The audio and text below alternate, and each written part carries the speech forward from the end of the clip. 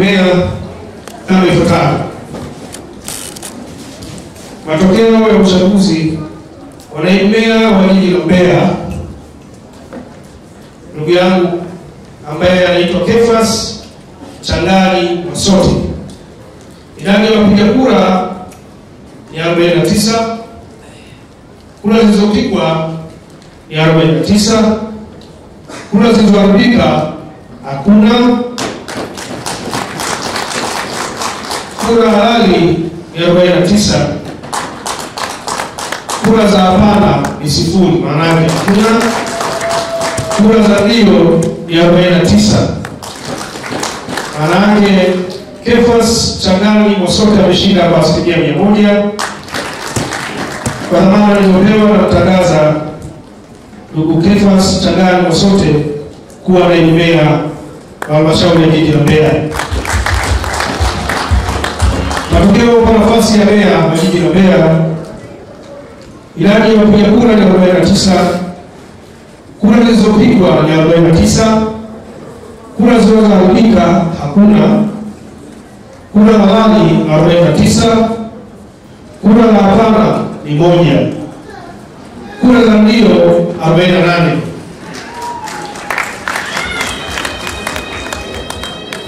Hivyo ushindi huo kwa tafsiri ni ushindi wa 98% kamili, na mtangaza ndugu Mohamed Do kwa dhamana niliyopewa, Mohamed Do Isa Kamat, kuwa mstahiki meya wa jiji la Mbeya. Mimi Dr. Mohamed Isa Rahmat, mstahiki meya, natamka kwa dhati kwamba nitaitumikia halmashauri ya jiji la Mbeya kwa wadhifa wangu wa mstahiki meya, na kwamba nitahifadhi, nitalinda na kutetea katiba ya Jamhuri ya Muungano wa Tanzania, sheria za Tanzania, maadili ya mstahiki meya na kanuni za kudumu za halmashauri kama zilivyowekwa kwa mujibu wa sheria, na kwamba nitaitumikia halmashauri ya jiji la Mbeya kwa uaminifu, kwa uwezo na moyo wangu wote. Ewe Mwenyezi Mungu nisaidie.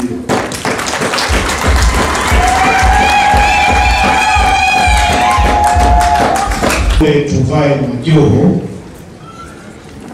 mkavae majoho, alafu tutaingia hapa. Makofi mengi. Makofi. Kwa leo atakaa hapo kwa muda kabla ya kukaribisha. Jamhuri ya Muungano wa Tanzania, kazi na utu. Assalamu alaikum. Tumsifu Yesu Kristo. Awali yote kwanza nimshukuru Mwenyezi Mungu ambaye ametupa uhai na uzima hadi kufikia siku hii muhimu katika maisha yetu, siku ya leo ya kuapishwa kuwa madiwani kamili.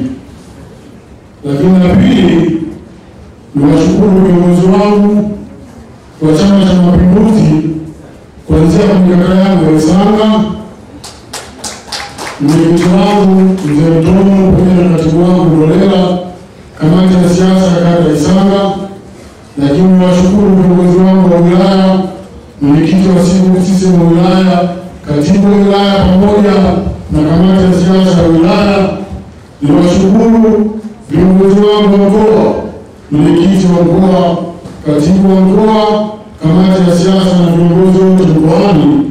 Lakini pia niwashukuru viongozi wangu wa taifa, akiwemo Mheshimiwa kipenzi chetu Rais wetu wa Jamhuri ya Muungano wa Tanzania, mama yetu Mama Samia Suluhu Hassan, kwa kazi kubwa ambayo alikuwa ameifanya katika kipindi hichi, na hatimaye kuweza kurudisha jina langu katika nafasi ya kugombea umeya wa jiji la Mbeya, nikiwa na wenzangu wengine watatu, ndugu yangu Benjamin Mwandete pamoja na ndugu yangu Godwin Mwakyusi. Mwenyezi Mungu, wewe unapanga ya kwako, lakini Mungu ana ya kwake, na ile ambayo anataka Mungu ndio huo. Kwa hiyo nafasi hii nimeipata kupitia mamlaka ya Mungu. Naomba ushirikiano wenu wote mheshimiwa madiwani, muwe na amani, wala msifikiri kwamba makundi yataendelea. Makundi hayapo tena. Sisi Chama cha Mapinduzi baada ya uchaguzi huwa tunamaliza makundi. Makundi nimeamaliza, madiwani wote wa wangu nitawasikiliza, nitawahudumia na nitahakikisha kama diwani wa kata kwenye kata yake maendeleo yanaenda, ili kuhakikisha kwamba jiji letu la Mbeya linakwenda kwa spidi kubwa. Ndugu zangu, nafasi ambayo nimeipata leo, mimi si bora kuliko ninyi wasemaji wangu mlioko kwao. Kuna wengine bora zaidi kuliko mimi, lakini kama nilivyosema, mamlaka haya huwa yanatolewa na Mwenyezi Mungu. Pengine miongoni mwenu yuko aliyezidi umri, miongoni mwenu yuko aliyezidi hekima na busara. Sasa tukichanganya hekima zako na busara zako, ukanishauri kwa wema na kwa vizuri bila kunihujumu, hapana shaka jiji la Mbeya litakwenda spidi na litakuwa hili baraza ni mfano. Kumbukeni, jiji la Mbeya tuna majimbo mawili. Lazima tujenge heshima kubwa kwa wabunge wetu. Tuna mbunge ambaye ni mwenyekiti wa chama. Hata ukipenda kuona tunafarakana katika baraza hili, lazima tulinde heshima ya viongozi wetu, tulinde heshima zetu kama madiwani. Ndugu zangu, hizi nafasi ni za kupita. Leo mimi, kesho mwingine, kesho kutwa yule, kama ambavyo ilivyo katika chama chetu cha Mapinduzi, huwa tunaachiana vijiti. Ndugu zangu madiwani, kuombeni sana. Nahitaji ushirikiano wenu wote, nahitaji busara zenu zote, nahitaji hekima zenu nyote, ili kujenga baraza lenye umoja, baraza lenye mshikamano, baraza ambalo litakuwa mfano katika nchi yetu ya Tanzania, kwamba Mbeya baraza limetulia, baraza linafanya kazi. Mimi ni mwanadamu na sifa kuu ya mwanadamu kutokukamilika. Sasa kama kuna mahala nilikukwaza, kama kuna mahala nilisema vibaya, kama kuna mahala ulisikia neno wapambe walikuletea, ndugu zangu, naomba unisamehe kwa moyo mkunjufu na moyo mweupe.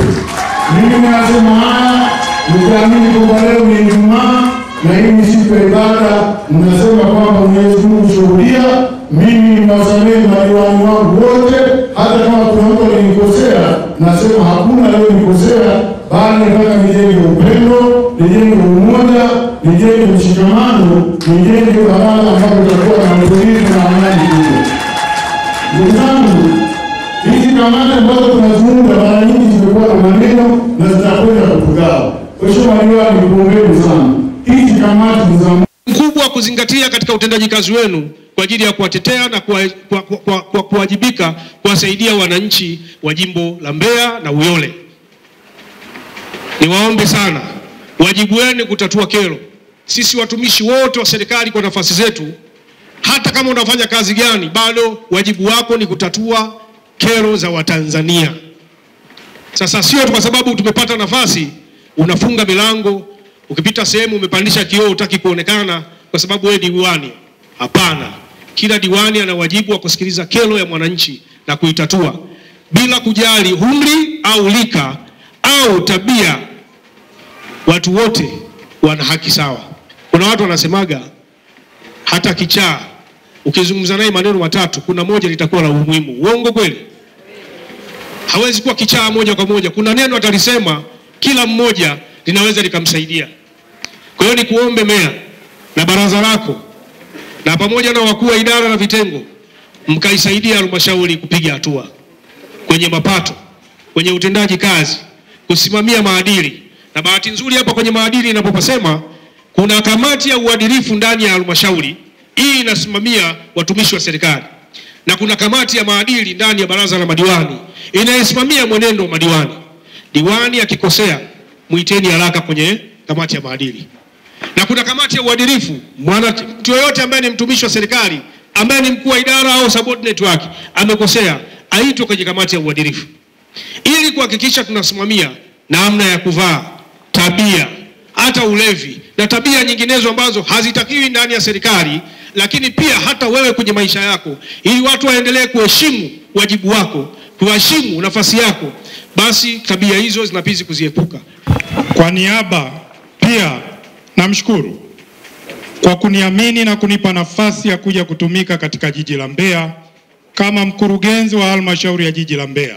Imani hii kubwa alionionyesha kwangu na kwa wana Mbeya, naombe kwa ushirikiano wenu ili tuweze kutimiza malengo ya Mheshimiwa Rais kuwaletea wananchi maendeleo. Mheshimiwa Mstahiki Meya, Kwa mujibu wa tangazo la serikali namba 330 la tarehe 20 mwezi wa 6 2025 lilotolewa na waziri mwenye dhamana ya TAMISEMI, tangazo hili lilikuwa na dhima ya kuvunja mabaraza ya madiwani, ambapo hatua hiyo masuala yote ya baraza la madiwani kwa kuzingatia masharti haya ya pili lilielekezwa kamati za halmashauri kusitishwa hadi uchaguzi mkuu utakapofanyika, na masuala ya halmashauri yalielekezwa kuwa chini ya mkurugenzi ambaye atakuwa ni mwenyekiti wa halmashauri, na wakuu wa idara na vitengo watakuwa wajumbe wa kamati za halmashauri. Mheshimiwa Mstahiki Meya, halmashauri iliendelea kusimamia shughuli zote zilizopangwa katika mipango mikakati ya halmashauri na maelezo mengine kutoka serikali kuu. Hivyo basi, katika kipindi cha mwezi Julai hadi Novemba 2025, halmashauri ya jiji la Mbeya imeweza kusimamia kwa ufanisi ukusanyaji wa mapato kutoka kwenye vyanzo mbalimbali vya mapato, kusimamia kikamilifu kwa ufanisi na kwa matumizi ya miradi ya maendeleo ya halmashauri. Mheshimiwa Mstahiki Meya, kwa kipindi ambacho baraza lako lilivunjwa, halmashauri iliweza kuratibu na kusimamia zoezi la kitaifa la mapokezi ya mbio za Mwenge wa Uhuru kihalmashauri na kufanya maadhimisho ya kilele cha mbio za Mwenge wa Uhuru kitaifa katika jiji lako la Mbeya. Mheshimiwa Mstahiki Meya, kwa kipindi cha Julai hadi Novemba 2025 halmashauri iliweza kufanya kazi ya maandalizi ya kusimamia shughuli ya timu ya miguu ya Mbeya City, kuendeleza mafanikio makubwa na changamoto mbalimbali ambazo timu hii imezipata. Mheshimiwa Mstahiki Meya, katika kipindi cha Julai hadi Novemba, halmashauri iliweza kukusanya mapato ambayo nitayataja na kupeleka katika miradi ya maendeleo, na miradi ambayo imepelekewa fedha za maendeleo ni kituo cha afya Isese, ukarabati wa vyumba vya madarasa, ofisi na store katika shule ya msingi ya Rinji, utengenezaji wa madawati kwa wanafunzi wa shule za msingi, lakini ujenzi wa majengo mbalimbali na ujenzi wa maabara katika shule za sekondari, ukarabati wa masoko, lakini vile kuhakikisha kwamba timu yetu ya Mbeya City inafanya vizuri.